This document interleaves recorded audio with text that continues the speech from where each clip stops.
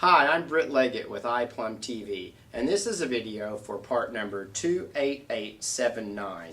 It's the Flaret Eco Poly half-inch by half-inch quarter-turn poly cell phone shutoff valve that meets the new NSF Annex G requirements for lead-free for 2014. The way this works, you take your PEX pipe, you take your Oetiker PEX clamp, you cut your PEX pipe to make sure you have a nice even cut.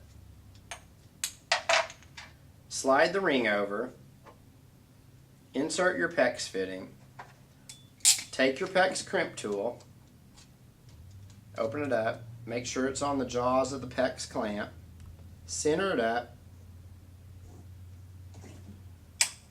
Once it starts clicking, the Oetiker Pex Crimp tool stays attached, so you just crimp all the way through and release.